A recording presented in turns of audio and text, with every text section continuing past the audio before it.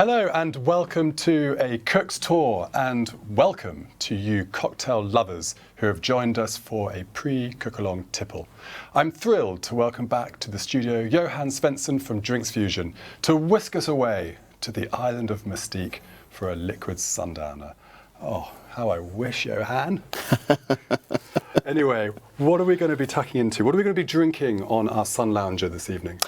Well, we're definitely going to have something very, very tropical and full of exotic flavors. We're going to do a Mustique punch, which is inspired by the famous Basil's bar, Mustique, and using a classic punch recipe.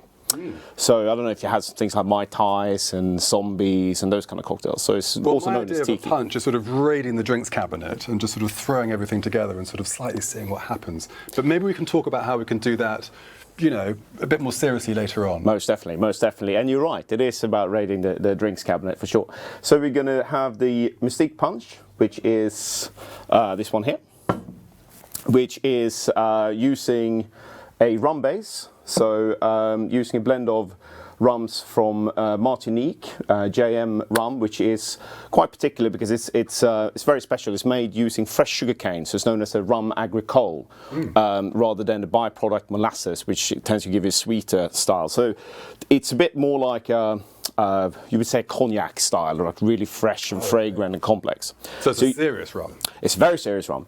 So we're using that, and I've also made a shrub using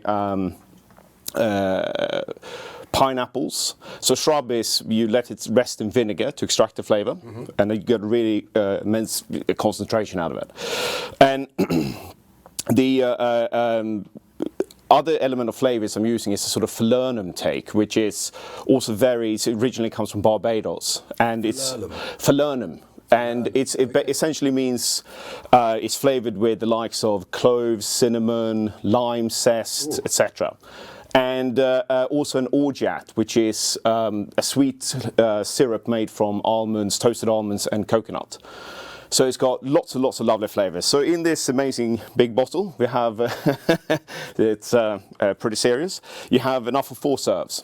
So I would say we'll pour into shaker now. Also, actually, a bad thing, you would give it a little bit of a shake first. Okay. Because pineapples sometimes separate a bit due to the sediments in it.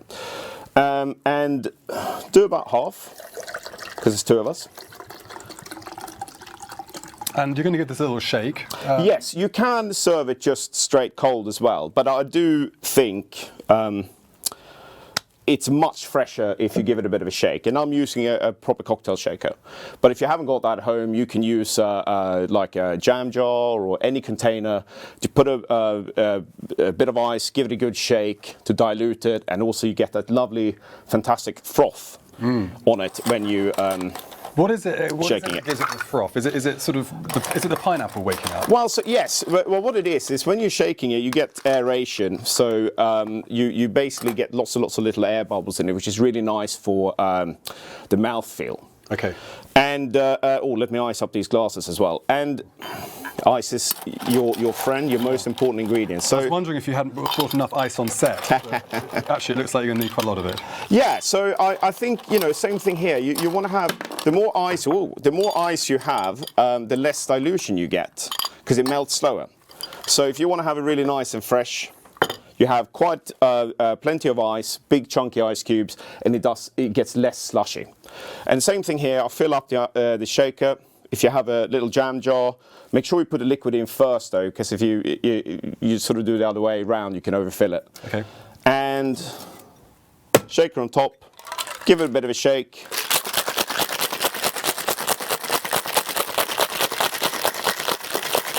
Maybe 5-10 seconds or something like that until it gets really nice and frosty. And you can see the froth on here. I really can. So it's what really gives it, and that's why I really recommend shaking it, is the fiber in the pineapple really helps get you a fantastic froth. And then pour it over nice, fresh dry ice. It's a fabulous colour. Yeah. And actually, it's made it slightly more sort of creamy and rich. Exactly. And that's the aeration. And that's why, so the reason you shake cocktails are dilution, and aeration. They're the sort of and temperature. They're the sort of three elements why you do it. Okay. So you can see that lovely sort of frothy hair that it gets, and also the reason you have quite a lot of ice, because now when you come to garnish the drink, you want to have so it sits on top of it and doesn't sink, and it looks, nice and sort of tidy. A couple of weeks ago, we had Anna Hoare here taking us to Paris, and she talked an awful lot about presentation.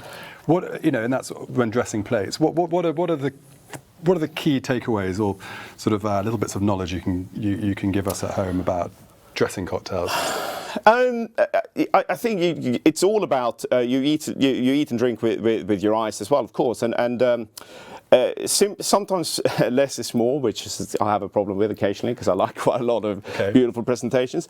But I think, try and sort of use seasonal, try and have a connection maybe with the ingredients of the drinks. So for example, here you got dehydrated pineapple, a little bit of coconut flake, a leaf to break it up a bit, and there's sort of number of three is which obviously I've now sort of done more than, but it's a good rule of thumb. So sort of the element of three the rule of three is a really good one to stick to when you're garnishing drinks. Well, that was something very much that Anna was talking about too, that she plates in odd numbers.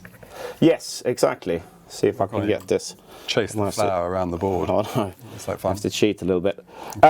And that's a really good way to stick with any sort of garnish. But when you're doing a punch, you can go a little bit mad. Okay. Same as with a Pimm's or anything like that. So because you want to sort of make a bit of a statement with it. But it's try and keep it seasonal. Try and reflect the ingredients and also the kind of mood. I mean, if you want it to be exotic and full of flavor, then you want the drink to sort of state that. If you want it to be minimalistic and decadent, and you want to have it slightly cleaner. So I think, and also use sort of what's sort of around you, what's available in the markets, or even what grows in your garden. Okay, so some top tips. Right, I'm in a sort of an exotic, full of flavor kind of mood. Yes. So may I try? Of course. Oh. Oh, wow. Take me to the Caribbean. That is sensational. And I can, the rum is just warming me. It's delicious. And those flavors of it's the almond, I think, the orgeat, you said. Yeah. And some spice coming through, and the pineapple tickling away. Yeah. And that's the falernum element that you get, which is it's very classic for tiki drinks or Caribbean drinks, if you like. And going back to what you said about a punch, you can really raid your drinks cabinet, and there's lots of punch is really the oldest type of drink there is, and there's some stories saying that it should be no more than 5 ingredients or should always be 5, whatever. But in the end of the day, it's a balance between base spirits, sweetness, acidity, and dilution. So in this case, you're using rums and a falernum liqueur that I made myself, and the shrubs and etc., and the citrus element for the acidity. Yeah. But you could equally maybe have gin and brandy and some fruit liqueur like a raspberry or something. And instead, if you want it lighter, maybe have Earl Grey tea or green tea instead of a fruit juice. And instead of citrus, you can use wine for the acidity. So that's all very accessible at home. Yeah. And I guess, frankly, you sort of can make it in a big punch bowl and sort of try as you go. Exactly. Just those flavors, the sweetness or the sourness as you go. And I guess garnishes at home. We grow mint. You have oranges. Exactly. Peelings, all that sort of stuff. Yeah. And I think the rule of thumb to always remember when it comes to drinks making is you could always add some more sweetness, but you can't really take it out. So always go for a drier option and then sweeten it to taste. That's what I always say. Great. Well, Johan, thank you for joining us this evening. That is utterly delicious, and we've made 2, which means we'll hold that on set for Tristan and see if that will transport him back to his 3 years on the island of Mustique. So that is coming up shortly. Johan, thank you very much indeed. Pleasure. And everyone at home, we'll see you shortly. Enjoy. Bye.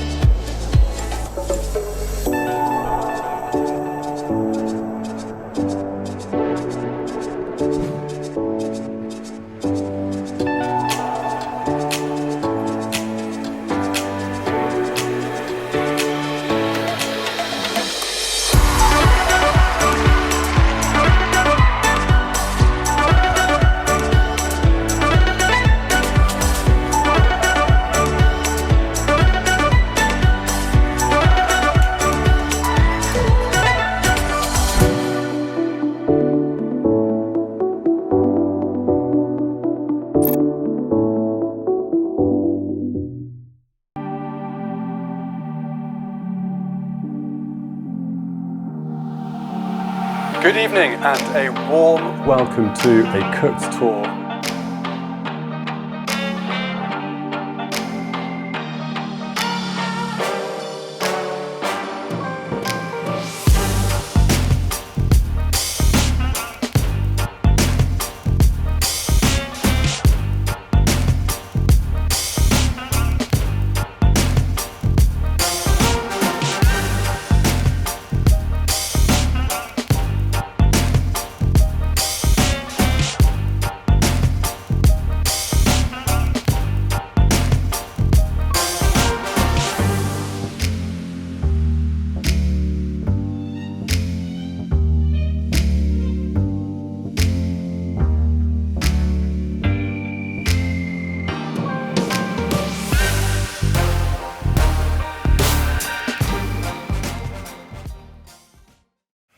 Good evening and a warm welcome to a cook's tour and the midpoint of our culinary voyage this winter.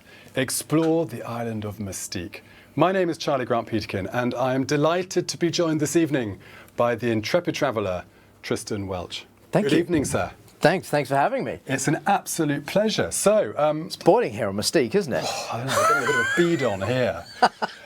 So Tristan, before his most recent role as head chef at Parker's Tavern, a popular and much-loved restaurant in Cambridge, Tristan began his career working in London under acclaimed chefs Gary Rhodes and Michael Roux Jr. at La Gavroche. He then went on to work as head chef at Gordon Ramsay's Petrus at the Berkeley, followed by Le Perge in Paris and Glenup Castle in Scotland. He then exchanged grass moors for a 3-year adventure in Mustique at the island's Cotton House Beach Cafe. He has appeared on Great British Menu, Saturday Kitchen, Snack Masters, and most recently, Cooking with the Stars. Whew, there we go. That was a lot. Yeah, you've been a busy man. Who's that? Is that me? That's me. And are you going to bring some sunshine, some winter sun to our lives? Oh, absolutely. Well, look at the lovely array of ingredients. It's just sunshine in a box, right? It properly is. And a 3-year stint on the island of Mustique. Come on, for us here in Bermondsey and for everyone at home, paint a picture of Mustique. What is it like, this tropical island? Well, firstly, I'd like to say it was work, all right? It was work. But, it's a beautiful island, beautiful but small. So it's 1 mile by 2, right. and that's really pushing it. 9 beautiful beaches, quite a lush island. So the Grenadines are quite lush and green, which is slightly different for the Caribbean. A lot of the Caribbean islands that can be quite sort of deserty, but just a fabulous island with a wonderful vibe. It's really cool but relaxed and chilled, which is amazing for the kind of people that frequent it and go there. You know, you'd think, oh, it's very uptight and everyone's got to be this, that, and the other. No. You jump off the plane or the boat, you kick your shoes off, and you just relax. Oh, well, that's exactly what we want to be doing this evening. So, well, we will talk more as we cook, but before we do, hey, look, we had Johan in the studio, and he's shaken up a bit of a storm with this Mustique punch, and he hopes that it's got those sort of island flavours that you might expect to find at Basil's Bar, but it's rum, it's pineapple, it's Iraq, it's orgeat. There's all sorts of things in there. So do you like to cook and tipple at the same time? Well, you're 2 of my favourite things there. Okay. And if you put the third to talking, then we're all right. Okay. We're all right. Well, this is beautiful. You get stuck into that whilst I just run through a little bit of housekeeping for those at home. So. Set your ovens, please, 200 degrees, and get those on now. As ever, you are more than welcome to cook along with us, or you can cook along later. The choice is yours. And hello, everyone who is cooking on Friday. Great to have you on board. If you have questions, then use the live chat, and we have Michael, who is on the live chat, able to answer those for you. We're going to go along at a good pace, but if you need to pause and pour yourself another drink, or just take a moment to refresh, then do press the space button. You can also refer to your little booklet, and in there you have the instructions for the cook along. Now, we're going to be, creating some pretty sensational dishes tonight. So please take photographs of your wonderful food and post them, tagging in us at a cook's tour, tagging in him, Tristan Welch, which is _Tristan_Welch. Welch. That's it. We are at a Cook's tour, and of course, hashtag Cook with Rocket. And yeah, you'll be judging. Yeah. And the most beautiful dish will get, well, a complimentary box to our next destination. Which Fantastic. Where are we going to go? Well done. You took the words out of my mouth almost. It's Sicilia. Sicilia Lovely. with the incredible Bentish. And that's in a couple of weeks' time on the 10th and 11th of March. So if you'd like to be joining us for that, then do get your photographs in. Fantastic. Tag me in, I'll share it. I'll give you a rating out of 10, or maybe not. Good. Well, okay, so what's on the menu this evening, Chef? Right, okay, so we've got pigs in blankets. Obviously, we've just had pigs in blankets for the Christmas table, but this is pigs in blankets, Caribbean style. We've got these wonderful sort of island flavours there. Instead of a sausage, we're using plantain, which is an amazing ingredient. I've got a funny story about how I grew plantains thinking they were bananas once upon a time when I lived on Ireland, but that's my life.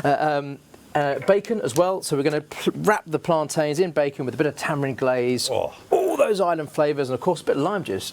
Love it. Key ingredients. Following that, we've got some amazing jerk chicken. Now, jerk chicken or any jerk sort of seasoning or dish is very characteristic of all the sort of Antilles Islands and all that sort of stuff. This is our own special mix. It's a green jerk rather than a red jerk. Green is slightly more fragrant than red is a bit more spicy. Okay. So we're going green there because I don't know if you can handle the spices or not.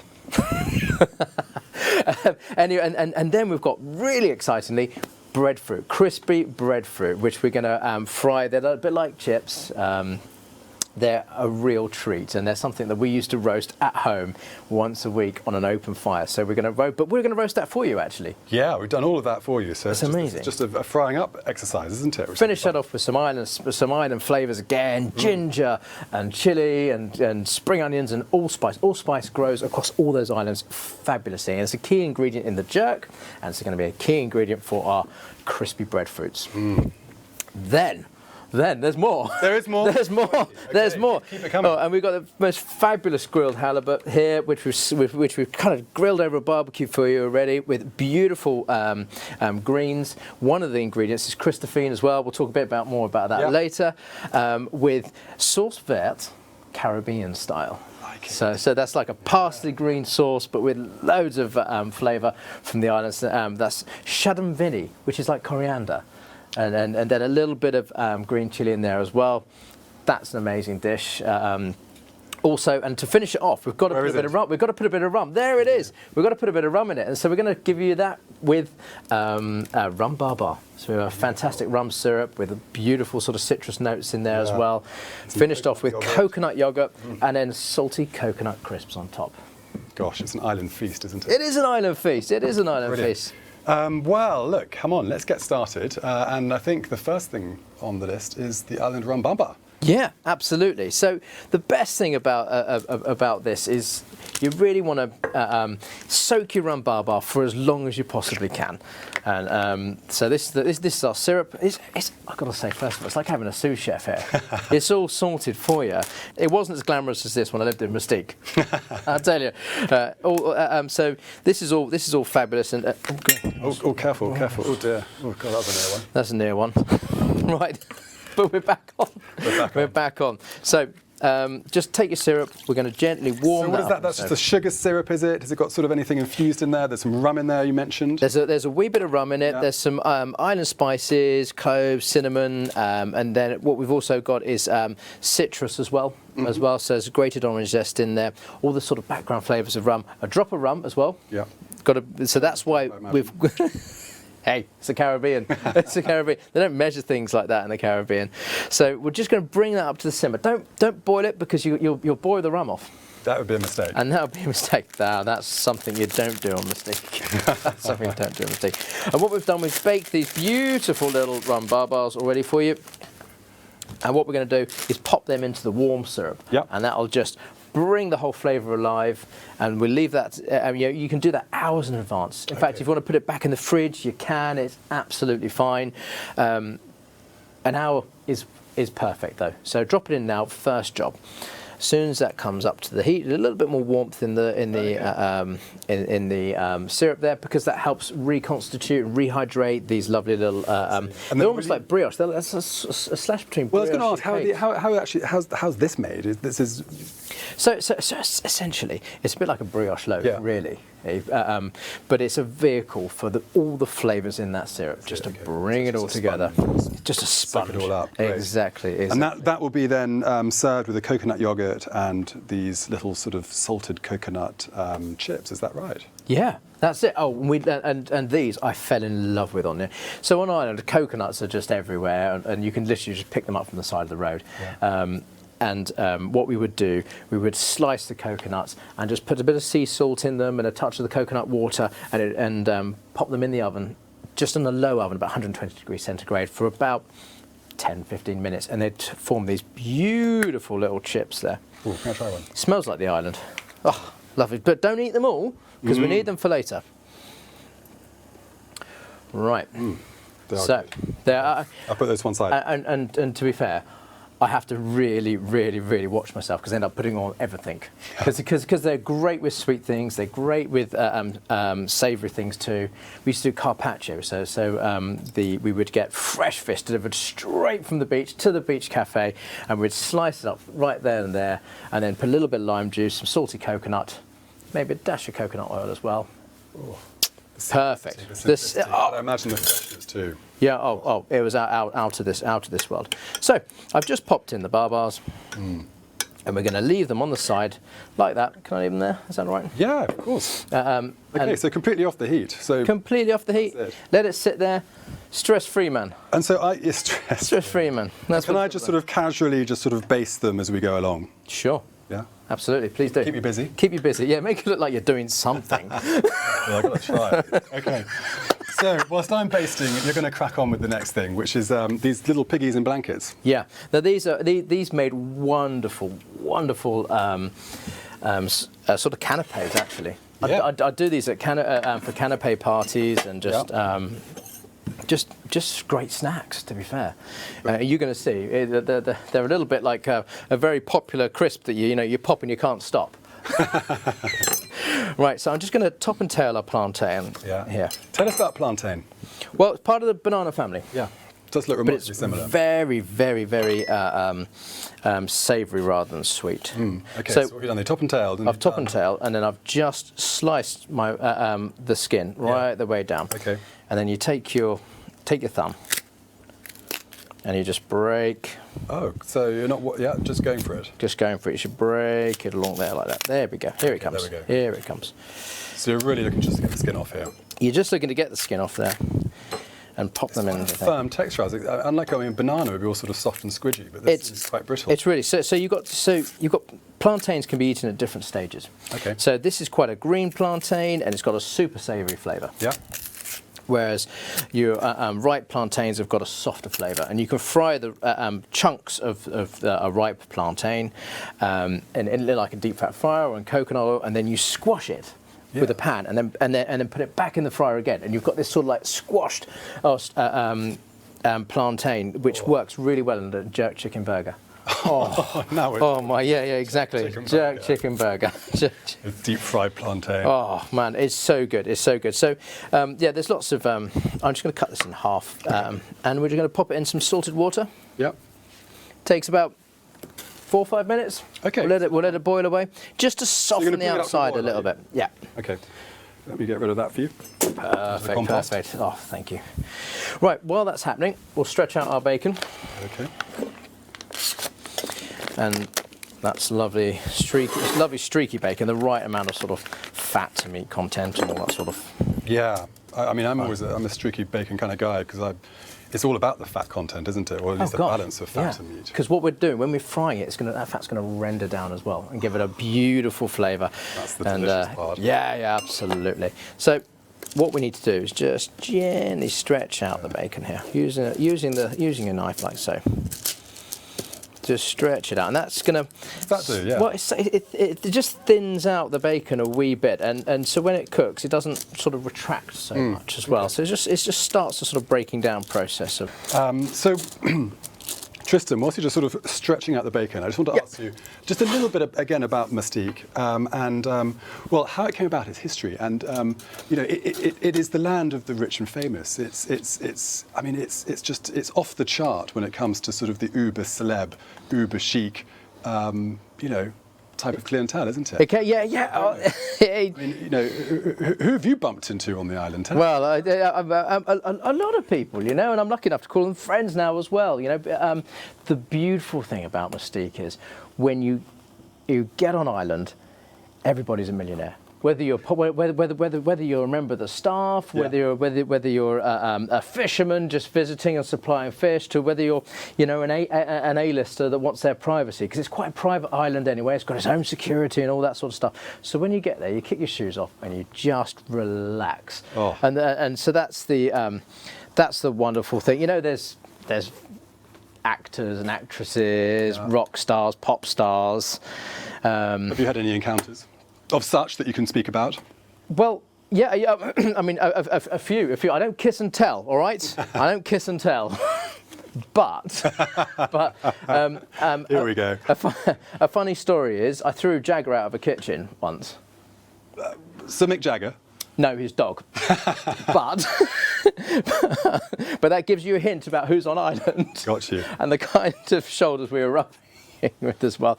So that's he on the first night the dog wanders in his open kitchen, and I was like, what is that? Why have we got a dog here? Oh, that's okay, that's Jagger's dog. I was like, what? That's still not okay. That's still not. Get it out of the kitchen.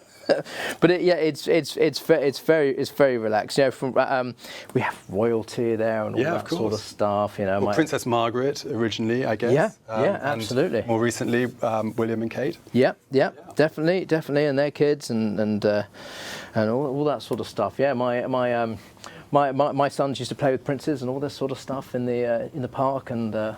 All that sort of fun stuff. But then you know, when you're there, it just doesn't. There's something about the mystique of Mustique, you know, where everybody's relaxed, nobody really cares, and we're just there for a good time, great food, great environment, and in a wonderful, beautiful setting. Why did you ever come back, I wonder? Well, maybe that's another conversation. But meanwhile, you're doing some things to your plantain. You're just giving them a little sort of turn from time to time. Yeah. And is this because they're coming out because they're ready? They're coming out because they're ready. So they're cooked.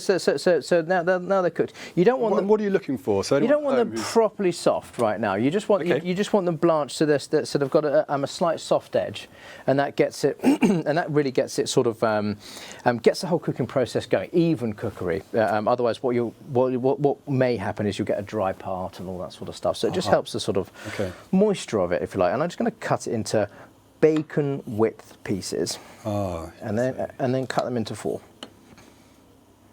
Like so. There we are. But you know, there's lots of other varieties of plantains on island, and I learned the hard way on what sort of bananas you can get and all this sort of stuff. Baby bananas, for instance, they're called figs. We used to flambe them. They were fabulous. I spent a year and a half growing what I thought were banana trees. I nurtured them. I looked after them, and only to be absolutely laughed at by the locals that they were called moffa bees and not really edible. Did you try one at least? Of course I did. I was like, oh, delicious. That's great. Yeah, amazing. So once you've got your little plantains here and they're cut into quarters, we just roll them around the bacon like so. And when they're totally rolled round, just cut the bacon and pop a little stick through it. And we'll do that. And we just one done. Repeat. Yeah, one done. Only another 250 to go. Well, that's what it's like in our world in event catering is, well, I mean, it's replicating fabulous food. Well, quite, times for the events that we put on. Exactly. Well, it can be quite therapeutic jobs like this. Oh, yeah, I think so. Well, I don't know fully, because I'm standing this side of the kitchen, I'm the one doing it. But I'm very happy to help.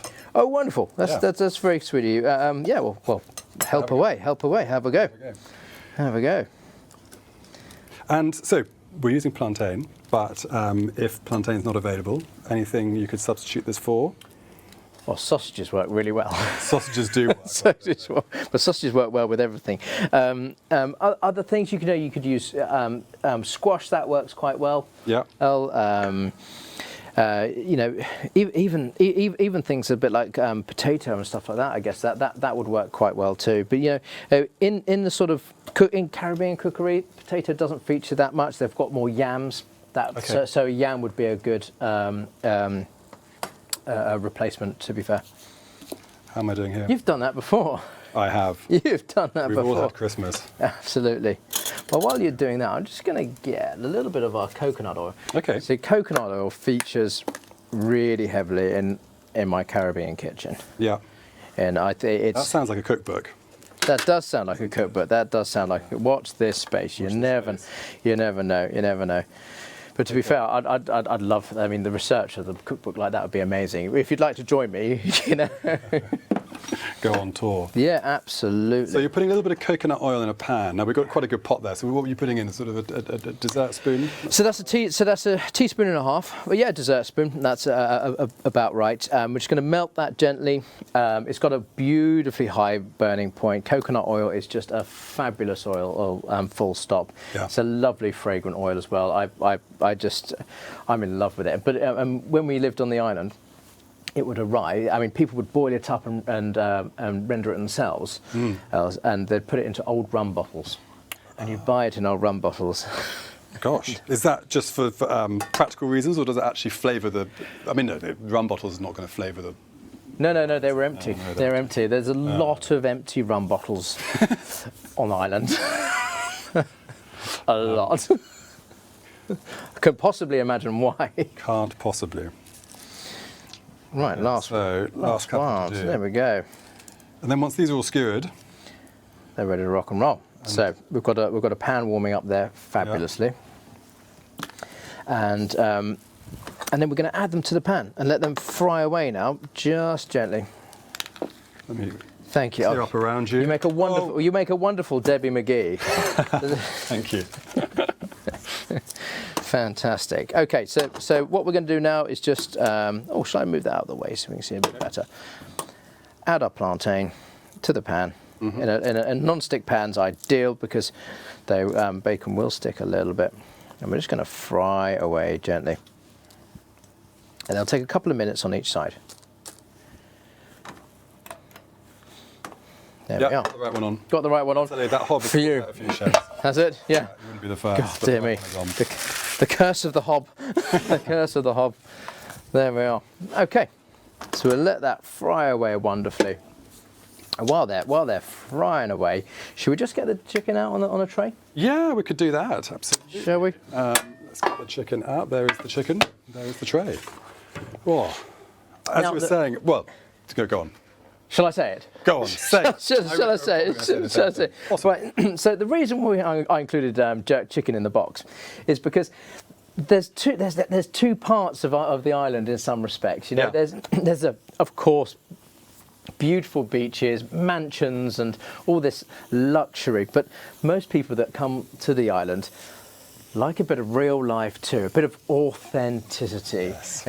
And something that happens on island, especially in the local village or Grand Bay, is on a Friday night, people put a barbecue. And when I say a barbecue, it's like a gas canister, like a giant gas canister that's cut in half with charcoal, and they grill jerk chicken or jerk pork or out on their front porch, and you drive around and you get a little bit of paper with your jerk in it as well.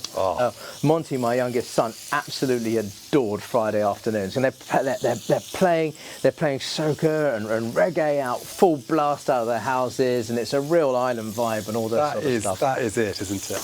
And do you sort of graze? Do you go from sort of one sort of jerk pork barbecue to the next jerk chicken barbecue? Everyone becomes a critic, and it becomes and the noise from it as well. Oh, why is his jerk chicken is better than mine? No, you can't have this one. Last week yours was too salty. You know, I'm not coming back this week, and all this sort of banter and stuff like that. So that's and it's almost the yin and yang in that sort of thing. But the people that come to the island love it, and it's all part of it's all part of the fun of it and that sort of relaxed passion. So 2 questions. Firstly, what are the essential ingredients that make jerk chicken or jerk pork delicious? What are those spices? What is it that we've got to do at home to make this happen? Well, we've done it all for you. That is true. But next time, if our intrepid cooks were to cook this for themselves. It's all about the marination. Give it time. That's the thing. And then you've got to put spring onion tops, molasses, allspice. I like green chili. You can put red chili. Coriander as well, or shadam vinny, really important as well. And I put a bit of garlic and ginger in as well, just to mix it up. But the molasses, allspice, and that marination of it, and the flavours going into it is so important. Absolutely vital. Okay, and so that's the first part of my question. Second part: chicken or pork? Ooh. I like chicken. Because I like pork. Do you? Do you go jerk pork? Whoa, dear me. Yeah. Why do you like chicken? I like chicken because the flavour goes into it a little bit more. A little bit more. That's a good reason. But then, you know, if it's a chopped up bit of belly as well. Well, that's it. And the very slow cooking of it as well, I think. And can I sit on the fence and say I can't choose? Of course you can. But what would you serve drinks-wise? Well, you know, this is relaxed, fun dining, and what you got to do at home now is say, I'll say it for you actually. Hey Google, hey Siri, hey Alexa, play Bob Marley as loud as you can. There we go. There we're perfect. So and now you go to the fridge and you take one of your Mustique beers. That's it. That's what you got to do. We've got a few lurking here. That's it. And hopefully some of you have got some Mustique beers lurking in your fridge at home. So you're probably tucking in, but certainly this dish is for you. Ice cold beer. And actually, what's really nice is if you take your car, drive to the beach, and sit and have it in your car. Well, on Ireland, they're like motorised diesel golf buggies that you drive around, or they're electric golf buggies now actually. And you just drive down to the beach. Yeah. Hopefully your smart speaker's playing reggae right now. Yeah, exactly. Yeah, I'll be amused if anyone starts doing that in the UK. Not quite the same vibe. No, Scarborough's got a slight different vibe to it, isn't it? Really, but equally nice. Right. So look at this. This is fabulous here. Bring over here. This is exactly what we're looking for. I'm not going to burn your board. There we are. Chef's tip there. Look, upturned tray on your chopping board. That's a Gavroche trick. You know, the Gavroche, you never ever put a pan near a board. You get in trouble for that. So here we are, nice, beautifully brown. There's 2 good reasons why you put it on the stick. One, it holds the bacon on. Secondly, you don't really need a spoon or anything. You can just turn it around with a stick. Genius. So that brown bacon, that's exactly what we're looking for. And you can see the fat starting to come out of it, giving it that little smokiness as well. The flavour's wonderful. We're just going to let this tick over now. On the side, turn the stove down real low. You see, I'm getting into the island thing now. You can see, real low, man. Yeah, exactly. But and that's what happens. So the plantains are cooking on a low heat. Yeah. Touch of lime juice. Touch of lime juice. What's in there? And this is our tamarind glaze. So this is tamarind juice that we're going to add to the plantain like so.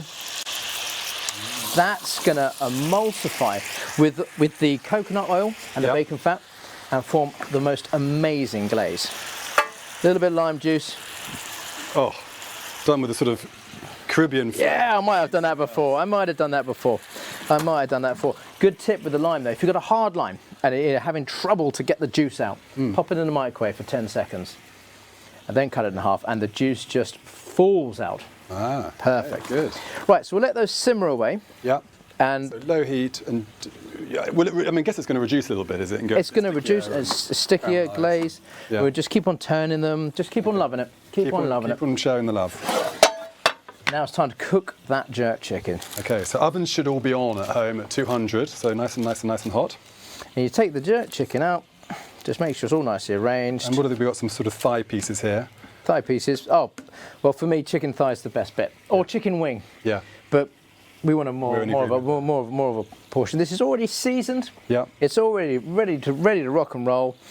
Now, just to help it crisp up in the oven, because you don't have half a gas canister cut in half in the box. No? No. No, don't think so.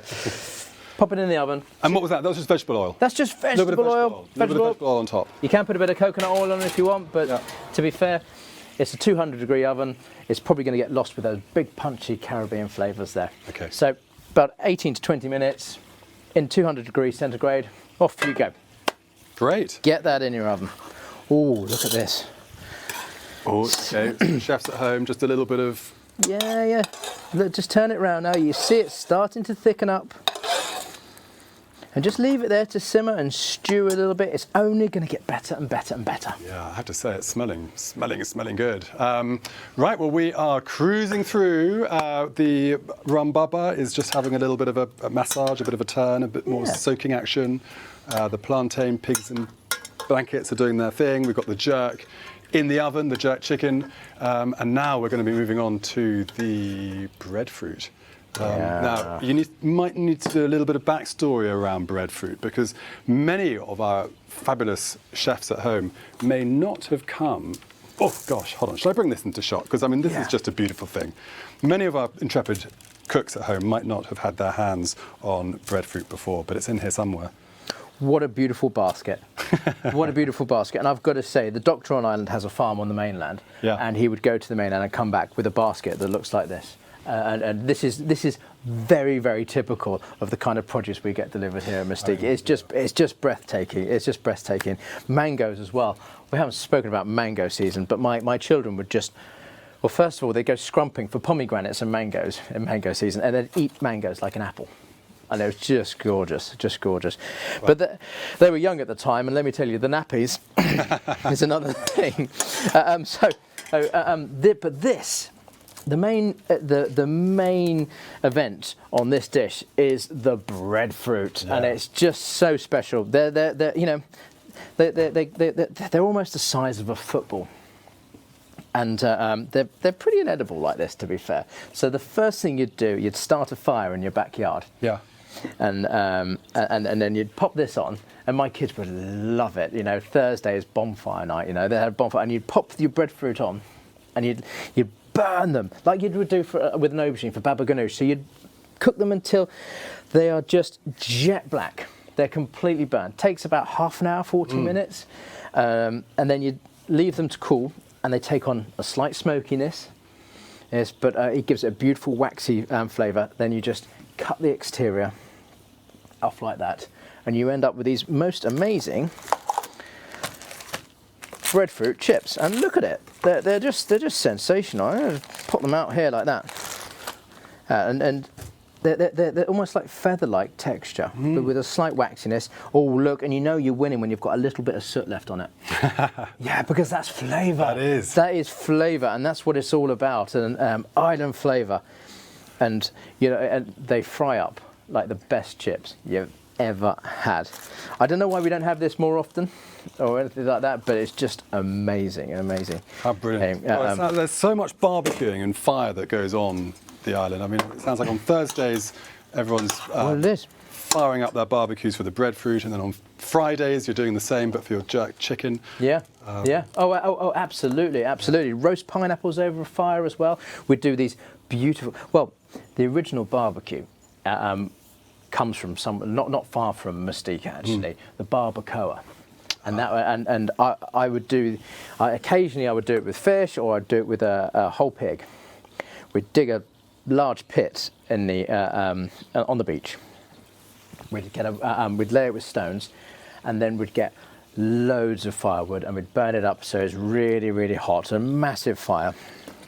Then on top of that, we would put like agave leaf. Agave leaves, very much like aloe vera, but aloe vera and agave are growing all over the island, and you lay that down on top of these on top of these burning embers, and the stones have got that residual heat, the ground's got that residual heat, and then we would I'd always put a tray with a rack, because I like to keep the juice in and all that sort of stuff, and then put my jerk pig, which is a whole pig that we put the same green jerk marinade in, and then layer it with agave leaves again, and then I'd just take. On the island, you've got to be resourceful sometimes, so I'd take a tablecloth and put it over the top, and then bury it in sand, and you'd leave it for about 18 hours sort of thing, 12 to 18 hours, and that would just and that would bake wonderfully, and you get this lovely sort of juice in the tray underneath as well, and you just take this giant pork and you just chop it up right then and there. That's sensational. Now that's a beach party, because that's what Mustique is all about. Parties and fun. And it's renowned particularly for the New Year's Eve parties. They're big events. Yeah. We used to have the most amazing fun in those parties, I can tell you. But fabulous. But the New Year's Eve parties are really special. And you end up dancing with some really fun characters and stuff like that, and just wishing the new year in. But my favourite is the picnics we'd have on the beach. The picnics we'd have on the beach are out of this world. What sort of things are you thinking on? Oh, and whilst we're chatting, of course, you're putting some coconut oil into a pan on a high heat. More coconut oil. More coconut oil. Yeah, absolutely. So we're just warming up coconut oil in a pan, and we're just bringing that up to the heat, and we're going to fry our lovely breadfruit in there. And when that gets fried, then that takes about 5 to 10 minutes. So we'll probably start on the halibut at the same time. Okay, perfect. So yes, picnics. What thing would be picnics. On the picnic? So Mustique is surrounded by beaches, and what's one of the wonderful things is you've got some beaches which are very similar to Cornwall, like Rutland Bay, for instance, and then you've got beautiful sand beaches like Macaroni and Lagoon and Britannia Bay, Lansecoy, and they've got picnic spots all the way around. And so with the most amazing ingredients we'd get from the mainland, St Vincent, and we would just create these giant feasts on the beach, with a beautiful island beer. Or Mustique beer, or a couple of bottles of rosé sort of thing, and you'd spend the afternoon there, and you go for a swim, another glass of wine maybe, and bite more to eat, and it was just absolutely glorious. Gosh, absolutely, very, very, very special, very special. Right, so that oil's heating up now nicely. Just a tiny pinch of salt and pepper. Okay. Just a pinch. Season those chips. Season them up nicely, and we'll put them in the pan, just like that. Oh no, not quite hot enough yet, not quite hot enough yet, so we'll just hold off for the moment. Right, this pan's not really heating up, so I'm just going to move it over to another hob, controlling the heat, Yeah, that's it. And I'm just going to switch the pan off on our beautiful plantains. You can see now that the glaze is coating these beautiful little pigs in blankets, Caribbean style, and that's all coming together wonderfully. So we're just going to leave them there now, switch the heat off. They're only going to get better, I promise you. Only going to get better. So now we'll pop in our breadfruit. Yes, there's a sizzle. Good. Yes, there's a sizzle. Listening for the sizzle. There we are, pop those in. Here we go. We're just going to fry them gently. They fry beautifully. I've got to say, it's quite satisfying, the sort of golden colour they go. So that's very fun. That's very fun. You mentioned that they're frying for what, sort of 5-10 minutes, that sort of thing? Yeah, just gently. There's no hurry, man. We're on island time. We're on island time. But yeah, it takes about 5 minutes. And if they start going too hot, too quickly, just turn them down. Turn them down. We've got the halibut to cook next. Yeah. Gentle. Just keep them on one side until they're golden brown. So we'll just keep an eye on that. Now, Tristan, I mean, your culinary CV, you've cooked places. You've cooked in Paris. You've cooked in Scotland. You've cooked here in the Big Smoke, at the Le Gavroche, with head chef at Petrus, Gordon Ramsay. I mean, how did you go from this high-end London chef world into suddenly your flip-flops on the island of Mustique? What got you to the island? Yeah, I've got my wife to blame for this.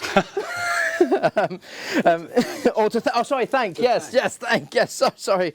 Gosh, can we do that bit again? No? Oh, gosh. I was chef patron of Launceston Place, and we had twin boys at the time. My wife fell pregnant with our third child, and we felt that if we could, we ought to just take a sabbatical, a year out. Yeah. My wife being Swedish, we thought we'd move to Sweden for a year. And we did, and I had such a nice time that actually 1 year almost went on to 2 years. As it does. Until we, ran out of money in this wonderful sabbatical. And then then, well, I thought about coming back to the UK, coming back to London. And then I thought, well, you know, I don't feel personally ready for this, and I've got young children. Monty was 1.5. Yeah. So I just updated my profile on LinkedIn, and a headhunter for the Caribbean contacted me, and they said, how do you feel about the Caribbean and Barbados? And I was like, yeah, I'm not really. I was thinking about going back home to the UK, and they made a few suggestions. I said no, and in the end I got quite annoyed. They kept on pestering me with these jobs and stuff. I said, oh, I've got it. I tell you what, Mustique. And I'll be honest with you, I had to Google it. and then so I replied, and just being blasé, I said, I'll tell you what, send me out for a week and I'll have a look. Thinking that would just shut it down and we could put it to bed and off we go. Holiday at the... Yeah, nice little escape. Yeah. They replied super quick, great, perfect, how's next week? And I was like, ooh. Oh, wow. I've got to go, first of all, go and tell Mrs. W I'm going away onto the Caribbean for a week. Yeah. I'm leaving her with 3 children. 3 under 3. Oh no, they weren't. They were just over that at that point. Anyway, I went out. I fell in love with it. I thought, what a nice thing to do for a year while we just sort everything out, concentrate on having our children a little bit more, and do you know what? Time flew, and we're having such a wonderful time. 3 years passed. Wow. On Ireland.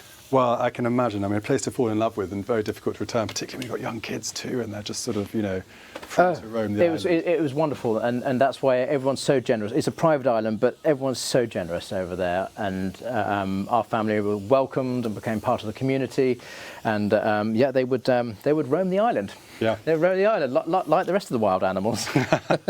Now, how are we getting on over here? So these are exactly, and they're so satisfying to fry.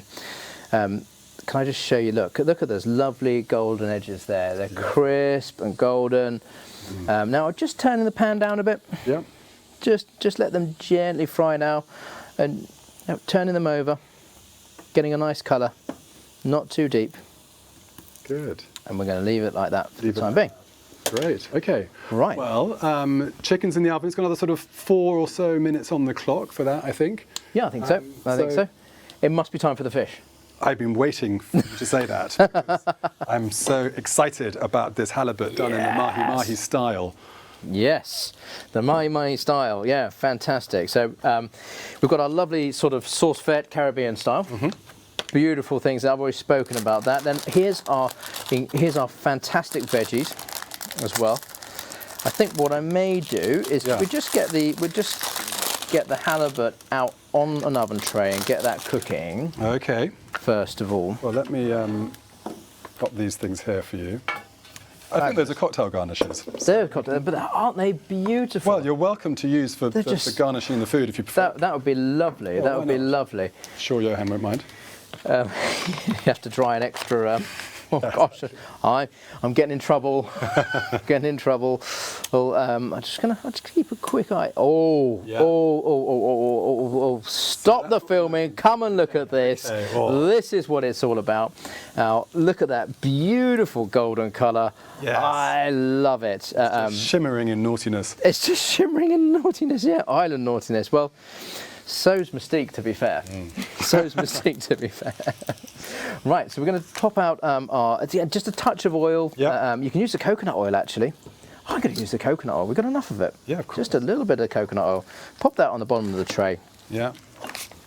Pop our fish in, like so. And so here we've got halibut, and on the island you probably wouldn't have halibut, would you? You'd have mahi-mahi. We're mahi-mahi, and somebody coming from London. Yes. And all that sort of stuff.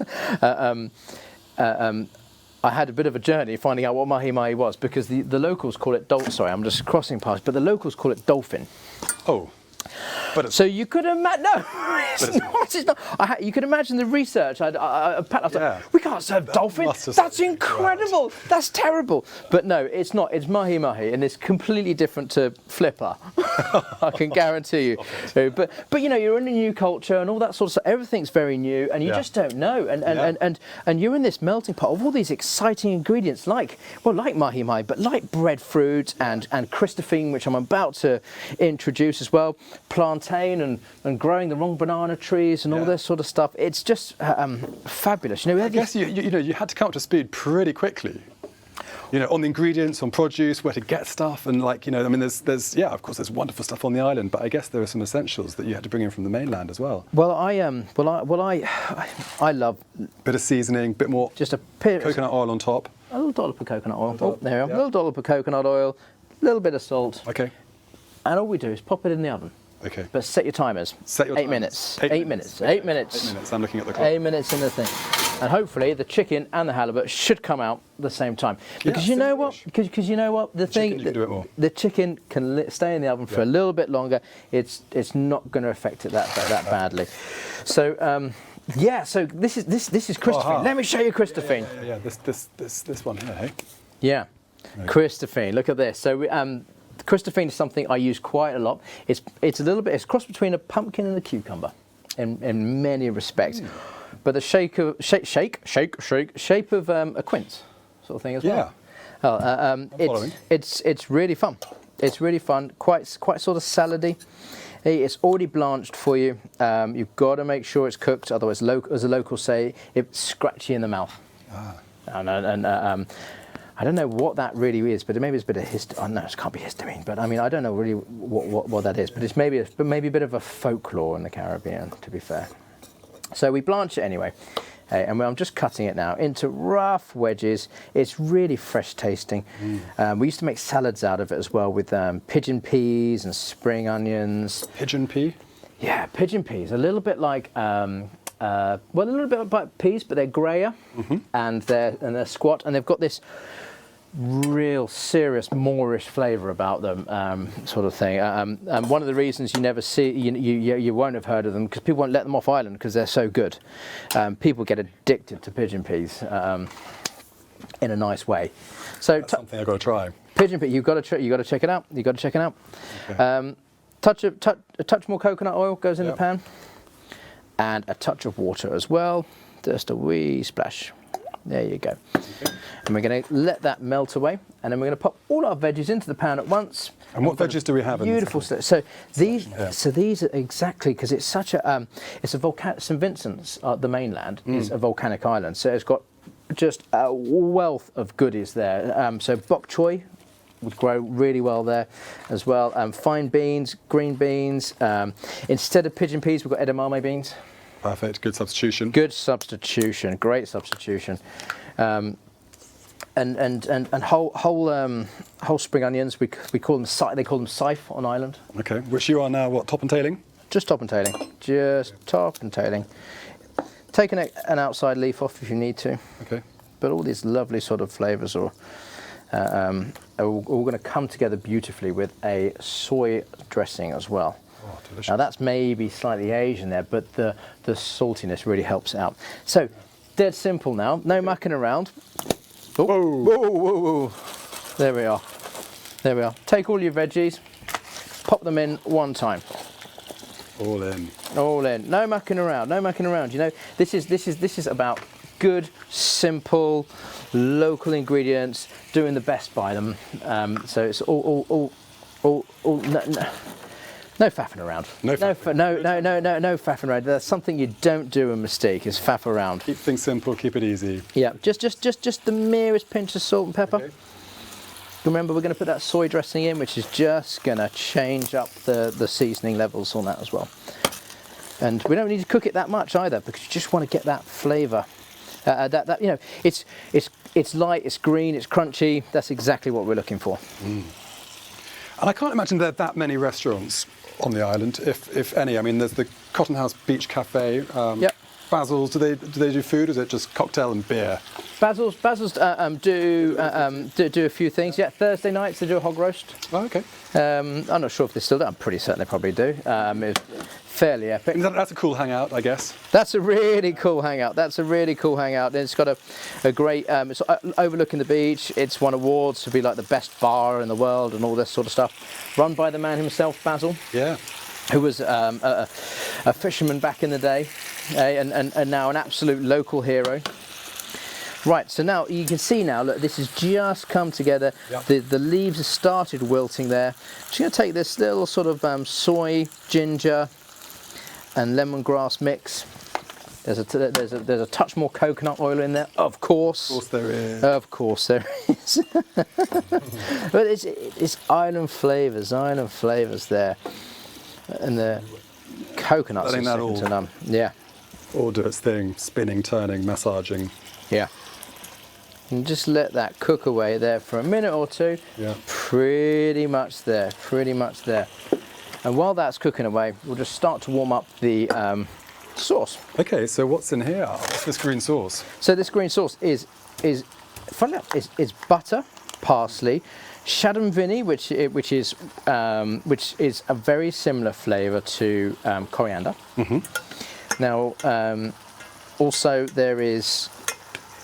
So I've said, hang on, I'm confusing myself now. There's butter, there's parsley, there's shadon vinny, touch of garlic, a touch of chili as well, lemongrass, or what they call dragon grass, and a bit like chives. And this is why I love the Vincentian culture so much. That they don't use the hearts of the lemongrass like we do. They use just the tops. So they'll cut the tops off the lemongrass, they call it dragon grass, and it grows back. And the same for spring onions. You never use the base of a spring onion, you just use the tops. It's really clever. Well, super sustainable, right? Super sustainable, very thoughtful. That's our veggies done. Wonderful, super, cooked up beautifully. And I do believe that should be perfect timing for everything in the oven. To start coming out in just a moment or two. So maybe we should start plating up things that we can start plating up. Let's do it. Where would you like to start? Do you want to start in reverse and get the rum baba plated? Would that make sense? Can do. Yeah. Can do. You're This is kind of ready. Okay. This is kind of ready. I'll pick your Let me blanket. move the chopping board. Do it. And let me start bringing a few bits and pieces. So starting with the plantain. Yep. There you go. Fabulous. Your plantain. Oh, there's my plantains there. So, here are plantains, lovely and warm, roasted with the bacon. And of course, tamarind grows across the island. They just hang down in these little sort of pouches. You've got to boil them up. We boil them up with lemongrass again and lime. It's just fabulous here. And that has really reduced into sort of a sticky sort of syrupy glaze. Look at that. That's what I'm talking about.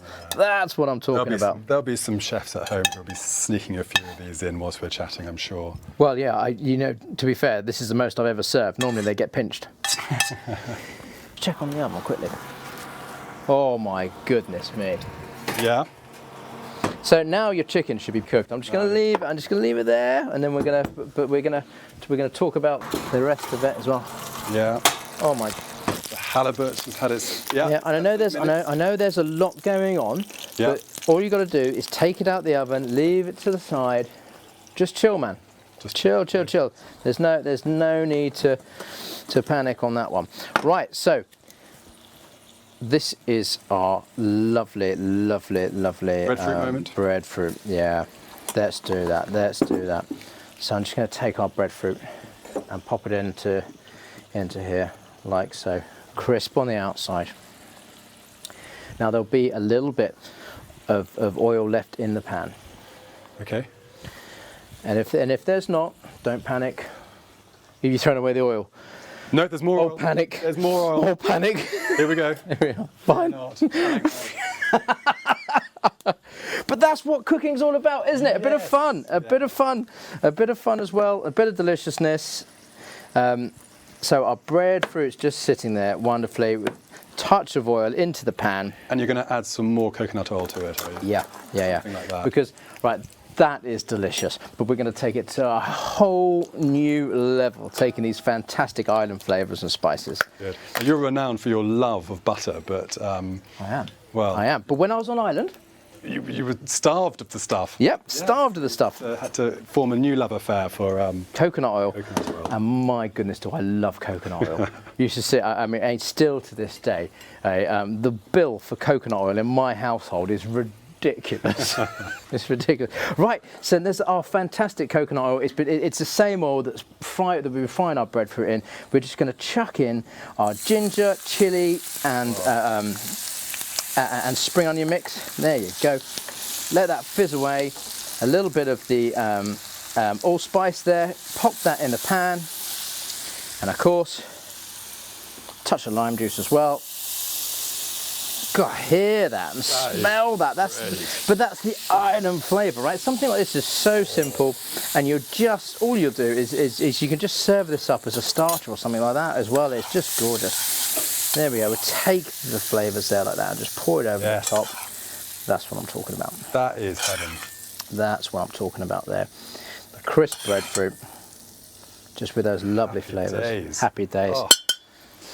Happy days, happy days. What should we do now? Should we do the let's do the jerk chicken. Let's do the jerk chicken. Perfect. We got that the paper, kitchen paper. Yeah.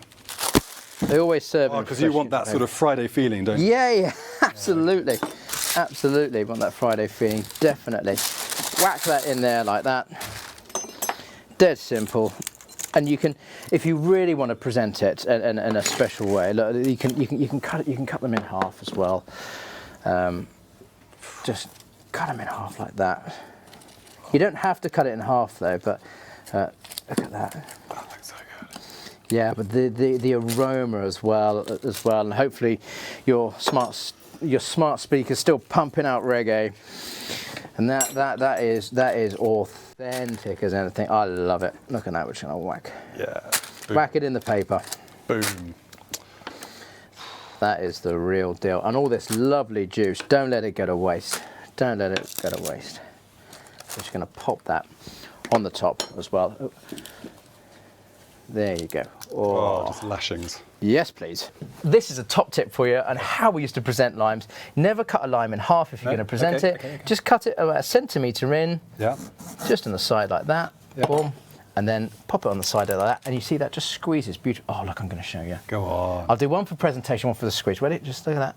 How about that for a squeeze? Yeah, and it's gone everywhere but over the chicken. Well, it's the Caribbean, right? It's the Caribbean. Nothing ever goes according to plan in the Caribbean. We'll put that on the for the presentation there as well. Love it. Sensational, sensational. Okay. Oh, I'm back in Mustique already. Right. 3 up on the pass, 2 to go. Yes. What would you like to do next, Chef? Let's do the halibut. Or the mahi. Well, the halibut is on. The halibut, yeah. Now, and look at that. So we've got this yeah, well, this is very typical, sort of the Barbados earthware that we would serve from there as well. Those island flavours. Look at that. So just to get the Christophines and all the greens as well. Just pop it onto the plate and just arrange it afterwards. It's absolutely fine. There we go. Just spread it out to make it a nice little bed. Yeah. Or beach maybe. Yes. Fabulous. Take our glorious halibut and just pop it up on the top there, like so. I suppose it's quite a sort of a steaky piece of fish like this is also quite good just to rest it for a minute or two, isn't it? Oh gosh, yeah, absolutely. But to finish it off, we've got our fabulous green sauce as well. We just pour a little bit on. Well, when I say a little bit, I mean you just pour enough so it fills the bottom of the plate. So every time you cut into that fish, you're going to get a lovely sort of slightly spiced, very sort of green, fresh sauce going in there. Touch more lime, of course. I'm just going to put a little bit more sauce in there. Yeah, why not? It's only because I like you. It's only because I like you. Favoritism. Beautiful thing. Yeah, the smell and aroma is sensational. Right, let's make some room for the baba. Ah, yeah. Oh, excellent. You wind back the clock, has been soaking for a little while. But her moment has arrived. Only been getting better and better and better. Right, so what I like to do is just take the barbars out, pop them on the plate. And you know what? Oh, there is actually a good sharing culture in Mustique. So I would actually pop them on the same plate like that as well, and you can even eat directly off it like that. Just put the syrup on the top, like so. A bit of extra syrup always helps. God damn me, that rum flavour is fabulous. Take a small knife and just gently cut the middle, so just gently opening it just a wee bit. There you go. There you go, like so. And just a little bit more syrup over the top like that. There we go. Oh, that's We're doing this now, flavour. but of course, you probably want to be tucking in and get plating your baba when it comes time for dessert. Oh, completely. Right, let's just arrange these nicely. Take your coconut yogurt and put a decent dollop on the top of each one. Whoa. Oh yeah. No quenelling or rochering required. No, you don't. I tell you what, because it's a bit of a chef cheat actually. Once you've done that, no need to quenelle or rocher or anything like that, because you just put the coconut chips on top. It covers it all up. Wow. And there we are. That's a true taste of the island, right there. It really is. Right, let's get these all into shot, and then I'm going to ask you, Chef, tell us, for the last time, what do we have in front of us? What has everyone cooked at home? Fabulous. So you've got the pigs in blankets Caribbean style with the most amazing plantains wrapped in bacon, tamarind glaze, jerk chicken Friday night style on the islands, served in the paper. Oh, Antico. No, that's not how they say it in the Caribbean. Place. Italy's next week, isn't it? Yeah. I'm getting ahead of myself. I'm going to Ben in 2 weeks' time. Okay, but that is real island flavour. A bit of a laugh while you're cooking. Breadfruit roasted and then fried with a lovely temper of allspice, chilli, ginger, and spring onion. Then our wonderful grilled halibut, mahi-mahi style, with sauce verte, with all the Caribbean flavours, Christophine too, edamame beans, bok choy, lime juice, just amazing. And then the piece de resistance is, that's actually not how they say it in the Caribbean either, is a rum baba with coconut yogurt and salty coconut crisps on top. Wow, we applaud you, Chef. How incredible. Thank you. And thank you for taking us for an hour of our lives from this wonderful country to another wonderful island. It's been a joyous experience, and thank you for cooking all this wonderful food. And at home, God, I hope you've had a great time, and I hope you enjoy your dinner tonight. So that just leaves me to say, take photographs of everything that you've done and get posting. Use those hashtag cook with Rocket, tag a cook's tour, and tag him, Tristan Welch. We'd love to see what you've created. And of course, the most beautiful plates of food, we're going to give complimentary boxes to Ben Tish. Yes, that's right. Ben is going to be in the kitchen taking us to Sicilia in 2 weeks' time. So I hope you can join us for that. And do tell your friends and family if they have a love interest with Sicily like we do, then be there. Thank you very much. Thank you for joining us. Thank you, Tristan. Thank you. And see you again soon. Thanks, everyone. Thanks for tuning in.